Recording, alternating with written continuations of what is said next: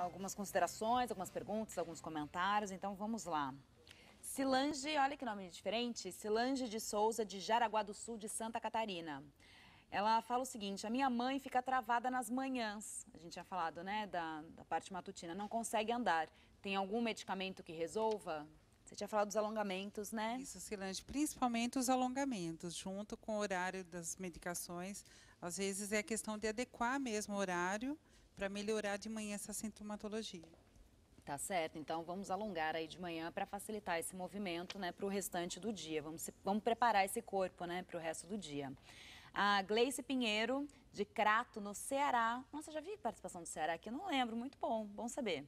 Minha mãe tem Parkinson e tem depressão também. E, além disso, está acima do peso. Anda bem pouco e tenho percebido que os sintomas têm progredido muito. Isso seria devido a ela ter depressão também. Deixa eu ver. Tá, ela acha que isso também é devido à depressão que ela tem. E ela tem acompanhamento de fisioterapeutas e médicos 3 vezes por semana.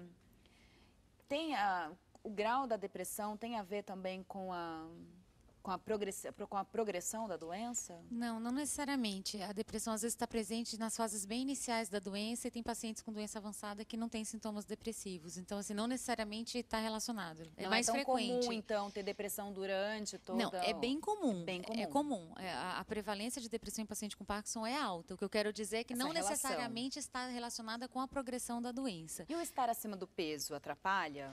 Atrapalha como atrapalha o paciente com Parkinson, mas assim, como atrapalha a todos nós, digamos assim. Sim. Porque dificulta a mobilidade numa pessoa que já tem uma dificuldade de se movimentar, né? Uhum. O peso nas articulações dificulta, pode aumentar a dor, aumentar a incidência de osteoartrite. Então, assim, na verdade, eu acho que essa questão do peso é importante de ser lidada, assim. E talvez isso traga benefícios, não só para a doença de Parkinson em si, mas para o bem-estar, para a saúde como um todo dessa paciente. Tá certo. Eu acho legal porque ela já tem acompanhamento fisioterápico 3 vezes por semana. Uhum. Então, de repente, é conversar com o fisioterapeuta, mesclar um pouco mais a atividade aeróbica, que visa a queima de gordura, substituí-la por músculo mesmo, né? Uhum. Então, é conversar com a equipe com o intuito também de acelerar esse processo de emagrecimento. Muito bem, então aí ficaram as dicas da nossa equipe aqui especializada. E a gente tem aqui o Carlos Ebertburg, acho que é isso. Ele é fonoaudiólogo e psicopedagogo. E ele fala o seguinte: bom dia a todos do programa Oriente-se, ressalvo a importância da triangulação, terapeuta, cuidador de idosos e paciente. Não deixe de procurar reabilitação, tanto de fono, né? Temos exercícios para os órgãos fonoarticulatórios, que chamam. Esses técnicos aí, vocês, né, querem acabar comigo.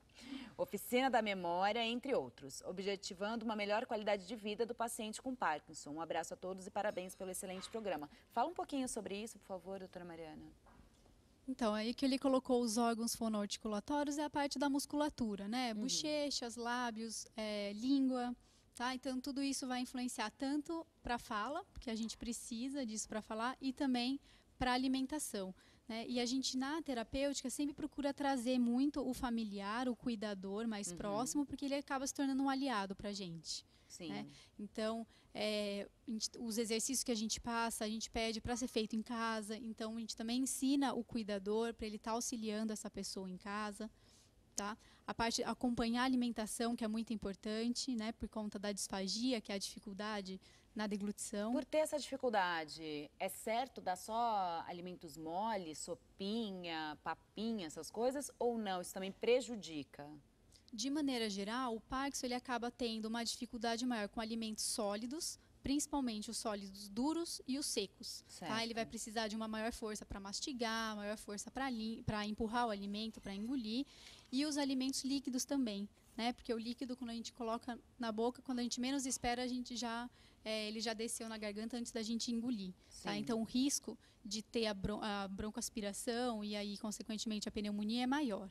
Tá? Então, o que a gente tenta, num primeiro momento, por conta do impacto social de tirar, de restringir a alimentação, é outras estratégias. Então, existem manobras para deglutição, para proteger a via aérea, uso de canudo, né, orientar a pessoa a dar goles pequenos, pôr menos quantidade de comida dentro da boca, incentivar uma melhor mastigação. Tá? Em casos mais avançados, acontece mesmo de ter uma restrição na alimentação, né? Preferencialmente, né, fica com alimentos pastosos. Sim.